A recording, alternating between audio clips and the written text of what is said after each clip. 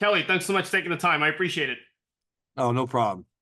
So first things first, what are you up to these days? A lot. So just I got two gyms that I'm operating for profit. I have a charitable organization that I'm, right now it's a project that's really taking up a lot, but it's definitely worth it. You know what I mean? It's just to get everything up and running and getting it going is it's a hell of a project, but it'll definitely be worth it when it's done. You seem to have found after boxing a career calling, which not many people do. How hard is it for boxers to find that after their athletic endeavors are over? Oh, it is hard. I mean, a lot of people, I was fortunate, when I retired to be able to set myself aside, do it to be able to open up business, open up gyms and be involved in it. And like I said, to be able to start this charitable organization, which is, it's a lot that goes into it, especially with no funding right now. I teamed up with a grant rating company. I work with the lobbyists. I work with state reps and local and state politicians, and I'm funding all of it right now. And it's tough, but I'm in a good situation where I could do that, and some people can't. But I think it's just a matter of keeping yourself busy, finding things that you love doing. For me, I grew up in a gym. From the age of 9 years old, I've been in gyms, so all throughout the years, I've just been an open book.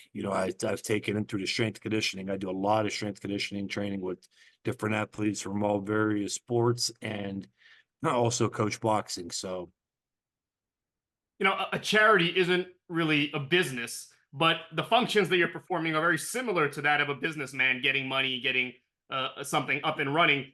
How is that transition from an athlete to a businessman, so to speak, let's say? it is, again, so going back on that, I got the two businesses that you have to operate. I've been fortunate with them. I got this gym here is a fitness center, so it's as big as 5,000 square feet, and I got almost 400 members, in a small little town, So for me, it wasn't anything of where I was like, oh, this is going to be a vacation home in Hawaii. It's just a nice little facility that where I'm fortunate, and the boxing gym does this thing. As like you were saying with the charitable to make the transition, it's a project. So yes, one point you're right. It's work. I mean, I'm retired, but it's not retiring. It's more stressful than operating two businesses. You know what I mean? And the reason being, and I could give a little idea of what my charitable organization is about and the vision of the charitable. It's open to kids fourth through 12th grade. It's free to the kids fourth through 12th grade. We target at risk and underprivileged, but it's also open for just any kid too. It's hard to tell that kid that don't quite fit in the underprivileged that no, you can't come into my program, whose parents can't afford the strength conditioning. So then aside from the athletic part of it, we have a counseling service. Working on providing counseling services. We actually team with a counseling company, service company here in Youngstown, and we offer tutoring as well. To the kids, we're going to have an after school meal program for the kids. And then I'm also right now in the process of adding a senior program. Boxing's in a weird place right now, although I suppose it's always been in a weird place in terms of promotional companies competing, in terms of the difficulties of putting good fights on. Is that something that can ever be fixed, or is that just the way the sport is structured and always will be? Yeah, I actually was just talking with a buddy who's he's pretty big in boxing. He has some connections, and you know, as time goes on, everything kind of changes. Right now, I think the promoters, but I think it's tough on promoters. I mean, let's be honest, the way that the networks are getting kind of knocked out because of apps, you know what I mean, technology. The way marketing and promoting fights is different, and so that plays a big role in it. And I personally, from my opinion, I don't think it's they're doing that well with it. I think that you have too many apps out there, too many different avenues that you have to go through to watch a fight. I think that these fighters are getting caught up now because of the platforms, the social media platforms that you have, like YouTube. You got these stars, big stars like Jake Paul, Logan Paul, um, all these. Right, I consider Ryan Garcia in that category of, social media influencers with the amount of people, and these guys, they're making big money, right? But they're also got 2 million, 3 million viewers and people that are following, so the money's there. And then you get these legit fighters that are elite and feel that they should be making that money, but they can't put the asses in the seats. You know what I mean? And they can't get the pay-per-view buys. So how do you pay them? The amount of money that you're paying the Jake Pauls and Logan Pauls. And going into that, so where this is all coming around is that it makes it hard on promoting. You're getting fighters that are saying, well, I'm fighting only champions, like it's almost like the day and age. And I defend the newer fighters, right? Talent wise, skill wise, I think their boxing has evolved. But when you're going to the business part, why wouldn't it? They want the big fights now. They're going after the other champions, or they're climbing the weight classes because it's kind of the only other option to make the money. I don't know if the day and age of fighting the number one contender is gone. Like when I was coming up, I had to fight Edison Miranda, who was a monster, before I fought for the title. And now you see these guys, you have guys like Boots and it's at 147. He's not going to get a shot. Can I blame Crawford? No. Can you blame any of these big fighters at welterweight? No, it's a high risk, low reward, and when other fighters are making money, it's a brutal sport. So I just think everything, just because of technology and being in the beginning of it, I think it's hard. I think like promoters are having a hard time. How do you go? Most people are getting rid of their cable, right? Because they don't want to pay 200 some dollars for cable. So they're going to these apps but you got one on the Zone, you got one on Fox, you got one on Fight, Fight TV. So like it's just getting kind of crazy, and people are ending up spending for these apps as much as they would have for the regular cable network company. And how can you do it? I think that they all need to come to sit at a round table, put their heads together, and just say, "Hey, we're going to start going back to this network, this one. We're going to stay active on them, and maybe we'll keep one app." You know what I mean? I don't know, but there's something that they have to figure out here soon. What do you think of the Middle Eastern involvement in boxing? I think it's listen, they're paying these guys too, right? It's I can't knock that.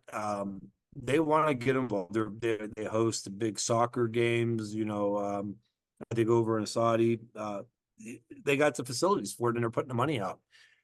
Going back to it, how do you knock it? How do you say like, no? I mean, eventually they may be what makes these big fights. They may be the money that gets these fighters into the ring to fight each other. I I don't care where it's at or where it's being held. I think that what they need to do is get them made and get these fights going. The only issue I could see is the timing of the fight. I don't think some of these fights go over well when you're holding them at 3 in the afternoon on a weekend or on the East Coast. But if they can figure something out like that, I think I think it could definitely help or spark that interest in boxing again. As a boxing guy, I mean, sometimes with these fights anymore, I have a hard time.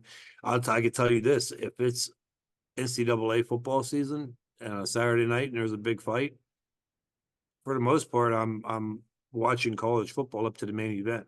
It's I hate to say it, but that ain't my fault. It's just there's nothing there to keep my interest. You mentioned Jake Paul a second ago. What do you think of folks like him in terms of potential for a world title shot, champion status, and future kind of in general? I'm a little mixed on it, to be honest. I see a lot of people talk shit on it and say things about it. I I think right now, like, how can you knock it? They're not making a mockery of the sport, so they're not like coming in and just fighting like their opponent, like the guys that they're fighting do. Um, they actually box, they've been in boxing. So that part of it, I don't see the issue. Listen, it goes back to what we talked about a little bit ago too. They're putting the asses in the seats too, right? So maybe like I look at it like maybe they're getting those crossover fans back into boxing. I mean, the boxing degenerates and boxing gurus or whatever you want to call it, they should be kind of happy in a way.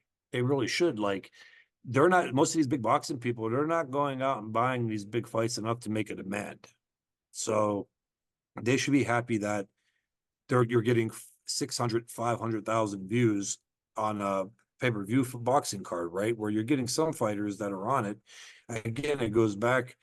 Logan and Jake, they could put those numbers up because of their influencers, right? They could put those numbers up through the pay-per-view sales and put the asses in the seats where you don't have a bunch of empty chairs.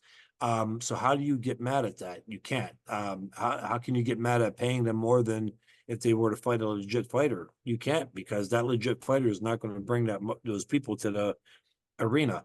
So that part of it, I'm not against. They're training, they're going through training camps, they're putting in the hours. They like boxing. On the flip side, though, where when he started saying that he is one of the top fighters and that he's number 10 in the world, and you're not. Now you're biting off more than you could chew. And if you are going to make that statement, fight a top 10 fighter in the country, or not in the country. Fight one of them guys that are ranked 10, 11 and show us that you are one of the top guys.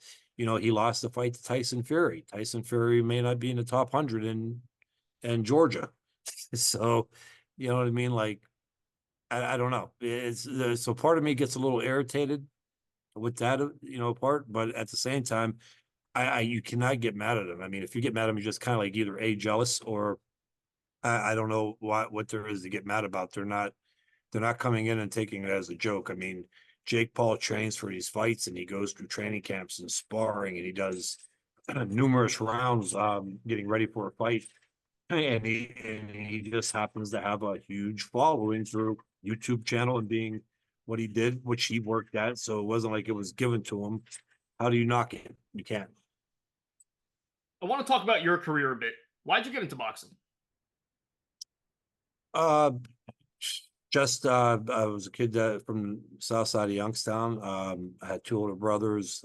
They boxed a little bit. They were actually boxing, but I played all different sports. I was involved in football, baseball, but I was also a kid in the late 80s. And, the Karate Kid movies were huge, and the original Karate Kid movies. And I was always running around the house throwing kicks and punches and stuff like that. And I was always begging my parents to let me start boxing. So yeah, I ended up, they finally let me go to the gym, and I sparred and got my butt whipped, and they were excited. They thought that I wasn't going to want to go back to boxing. Well, the very next day I came home from school, went right to my room, put all my clothes in my bag. My dad was like, "Where are you going?" I was like, "I'm going back to the gym to kick that kid's ass," and fell in love with it from there. It was just one of those things. I continued to play baseball. I continued to play football. Um, but my true love was with boxing.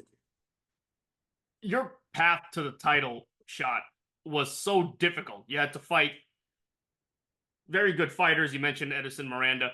Number one, why did it take so long? And number two, what was the experience like going into that first Jermain Taylor fight? Great question.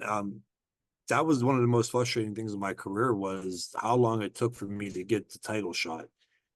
Most guys that I came out of the 2000 class with were, I was 18, 19 and 0 with 18, 19 knockouts. You know what I mean? Like I was just destroying opponents. I was tearing through, none of the function giving me rounds. I was taking them out. And I still haven't even made it to premium television. I wasn't at the time. When I was coming up, your Showtime and HBO was what you were fighting to get on. and I wasn't getting on those. It was a long road. I even had a guy from HBO come out and say that they didn't put their uh, faith into Midwestern white guys that for boxing. So that was the reason why it took so long for me to get on HBO. That part was frustrating, and it was, a lot of times throughout my career, I mean, I kind of just didn't know what to do. It's kind of hard to keep getting up. You're not only fighting and training for these fights and going through the training camps, but you're demolishing and you're doing everything that you're supposed to do. And you kind of go, well, where's my shot? But it was, I guess, to say bittersweet, winning the world title against Jermain. That was another issue. We fought Jose Luis Zartucci in 2007. That was for the #1 mandatory. They put the medal on everything, and I think I'm going to the next fight. And then they called me and tell me, nope, you got to fight Edison Miranda. At that time, Edison Miranda was the boogeyman of boxing, and but I did. I was pissed, but I fought him. And then, yeah, to finally wait that long and go through that many years, almost a decade of doing everything that you're supposed to do and more to get the title shot.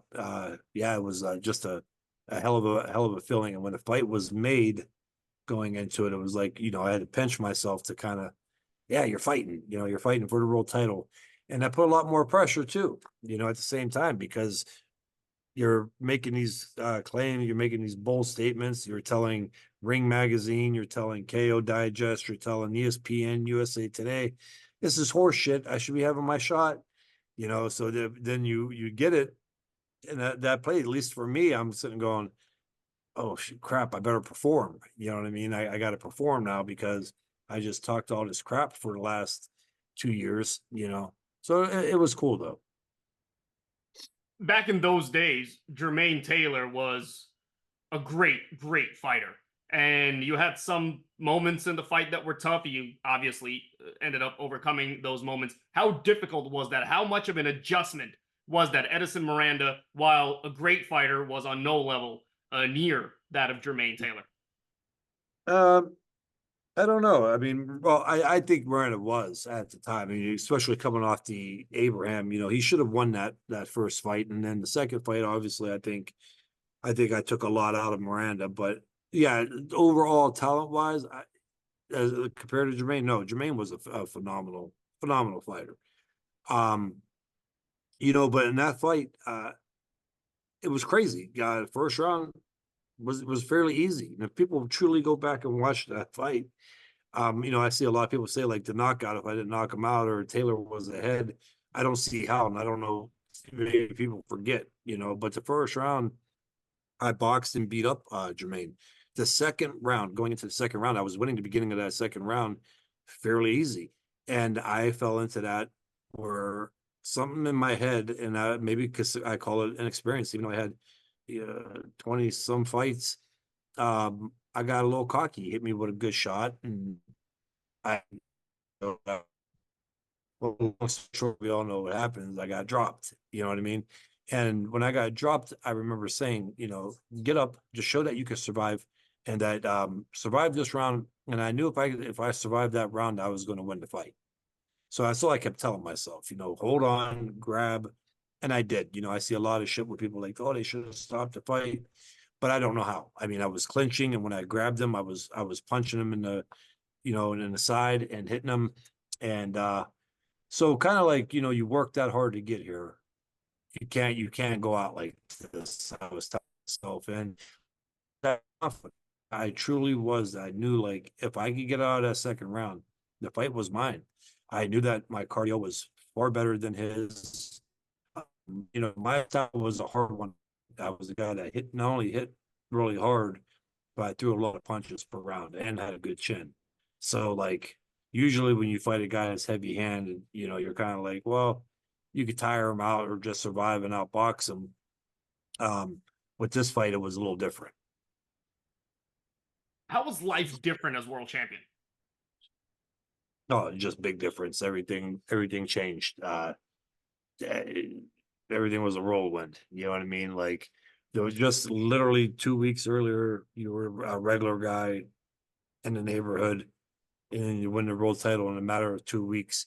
you literally transform into this person that's the Pope, a president, or whatever, you know, and people tell you, they fear warn you like, oh, life's gonna change. And you're like, yeah, I can understand, but you don't get it until unfortunately you're there. You know what I mean? It's tough. It's a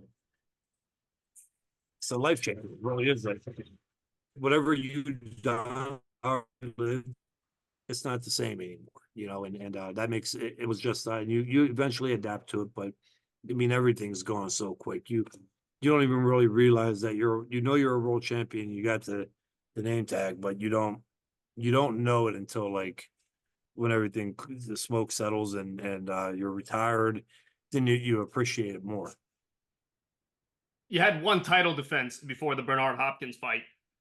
What problems did you encounter going into that fight? What went wrong in that fight? Oh, I'm gonna be dead honest with you on that. I learned over the years to leave that one alone and not give the true answer to that because it only sets me up to get ridiculed and destroyed on social media. I could just tell you this that was not me that night of that fight. That wasn't even an 80% me, and it's documented. You know, if I really wanted to be petty and go out there and get all the info that went along with that through the Atlantic City Boxing Commission and have them, you know, up what went on. Thomas Hauser wrote a big story. Thomas Hauser is a real big writer for boxing, and he's done with all the greats from Muhammad Ali and down. But it just wasn't me that night, and that fight, it was could I learn anything from it? Yeah, a little bit. But again, going back, it wasn't me. There was just things in that fight that why I say that is, you know, fighting Hopkins was obviously great to get in the ring, and it's why I don't have a problem kind of just bypassing everything, you know, and then just saying, well, you know what, I got beat by a Hall of Famer, right? It is what it is, and that even goes for like the Martinez fight, you know, and that one. I mean, the commentators were telling people the seriousness of my condition going into that fight, that what I was going through with the weight and everything, but yeah, the Bernard was just kind of I just had to suck it up and you know it is what it is. But I couldn't take much away from that because the thing that Bernard was doing in that I wanted to make I had an answer to. I just couldn't pull the trigger. And it wasn't so much that he was doing it so well. It was just a very lethargic, couldn't get going. I'm not sure. I very rarely watched that fight because of that. You know, but I do remember in the corner, and I don't know if it was caught by the cameras in the corner, but how many times I just kept trying to keep my corner calm, right? Not me. Usually it's the opposite way. The corner's trying to keep the fighter calm. I was in the corner trying to keep my team calm, my trainer, like, hey, I'll warm up. You know, that's all I kept telling him. I'll warm up. Give me you know, third round comes. Hey, don't worry. I'll warm up. You know, I'm starting to feel it, right? Fourth round, you know, by the fifth round, I quit. I quit saying, you know, I'm going to warm up. It was at that point, it was just like, hey, let's just survive. You know, let me have my ego. Don't get knocked out or stopped, you know, and that's kind of what that whole fight was. That's what I got out. That's what I remembered from that fight. It was nothing tactical or anything like that because I can't say that. You know, if I was in there and I was 100%, 90%, and things were happening, then you know maybe I got to watch that fight and go back to the drawing board. But unfortunately, it wasn't the case in that fight. Was And I Sergio leave it at that because if I get into it, it'll just be boom, boom. Oh, shut up! You know, you don't bullshit. Because boxers ain't allowed to have an off night. You know, even though it's just you in there and you can't call timeout and be like, hey, coach, bring in. You know, so every fight that a fighter goes into, they're always 100%. was Sergio Martinez just a more awkward fighter than others? What was the difficulty associated with the Martinez? No, it started off the first couple of rounds, yeah, and he ended up getting the better of me in those early rounds. But if you go back to that fight and watch the middle rounds, I'm not going to say easy, but I really gained control in those middle rounds. Cut the ring off, was angling, hitting them. Going into the ninth round, which I believe I was up on the scorecards. I was up by 2 rounds going in. A lot of people blame the cut. It wasn't. I got hit with that punch, flushed, that cut me because I hit the wall. It wasn't tired cardio, just hit the wall in that ninth round. And so it wasn't anything that he did that was spectacular. It wasn't like he came up and he made this adjustment that was genius. He just kept doing what he was doing, and I didn't have the ability to counter it. So with that fight, yeah. So he was obviously different. He was a mover, southpaw, unorthodox with the movements and the defense. But again, I think I definitely gained control of that throughout the middle rounds. And then the ninth round, another situation where just hit the wall, and he took advantage of it. Can't deny that. I mean, he took full advantage and boxed my ears off rounds 9, 10, 11, and 12 to pull out the victory. I'm going to ask you a question that you probably won't answer. Is boxing a quote unquote dirty business? And if so, how do you fix it? You're not going to. It is brutal. I'm not going to say it's a dirty business because a lot of good games. And there's promotional groups that will change your life. You know what I mean? We got to face it. A lot of boxers that go into boxing don't have.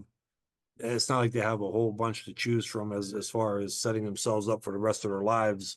And but boxing all around. I was just talking with a buddy from Youngstown who fought a lot of people. His name is Darnell Boone. He fought Andre Ward, dropped Andre Ward. He beat Kovalev, upset Kovalev. He upset Stevenson. So he was in there, and we had that long conversation Saturday. And I said, people just don't realize how brutal of a sport it is.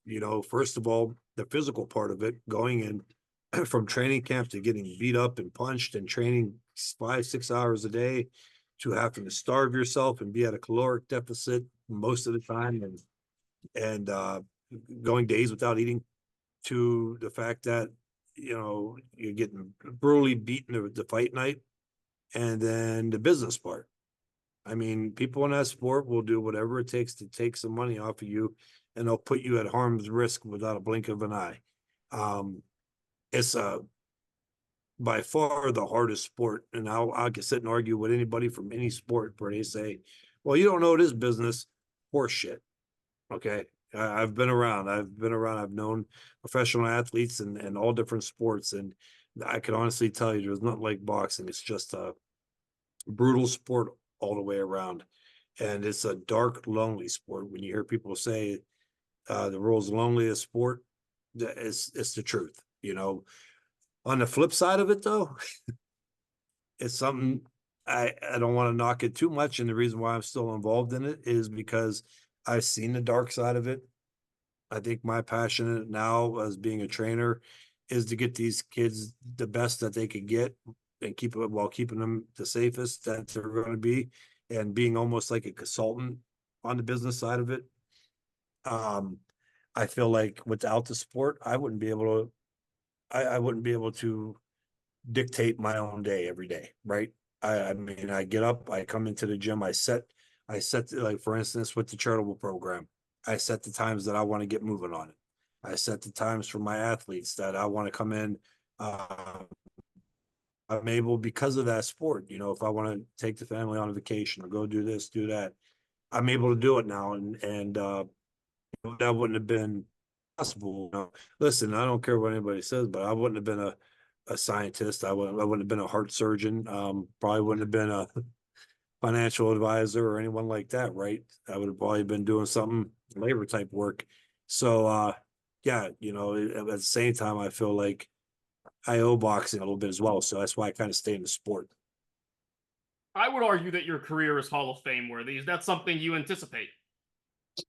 Yeah, I've getting Atlantic City Boxing Hall of Fame. That's a big one. Especially when you're getting introduced or inducted with the likes of Felix Trinidad, Reddick Bowes, and down the line, Roy Jones Jr. That was in my class. That's pretty big. Atlantic City had a lot of great fighters. As far as the international, they recognize me. I'm actually going to the International Boxing Hall of Fame this year. Will I get on the ballot? And if I do get on the ballot, will I ever get in? I think there's some people that got in ahead of me that I should have been in ahead of them. But they've also been uh, far removed from the sport much longer than me. Um, I don't know. I guess at the end of the day, going into boxing, realistically, and I would say a higher percentage than not, you're not really thinking of. I didn't think of like Hall of Fames, and I didn't think of undefeated, retiring undefeated. My goal was, hey, I want to win a world title, and I want to make money, right? That was kind of like is going back to as far as a role model. Like, you don't think that you're going to be this big, huge role model. That's not on your mind. You're a young kid that comes from the inner city. You're not blessed with money and this and that. Like, you're just like, I want to make money and win a world title. You know what I mean? Like, that's why I'm in the sport, and you're trying to live out your goal. Um, and then like once you reach that goal, the stuff just comes with it, that you're kind of not ready for. And I think that's the truth with every athlete. So yeah, me, it was kind of like it's the goal was to kind of just I want to win the title, and now that I'm older and I've matured and everything's here now, it's kind of like, let me add to it. Let me reach out, branch out with it, and kind of create a new chapter in that sport. So, Kelly, I appreciate your time. Thanks so much for doing this. hey, no problem, man. It was a good interview. Anytime.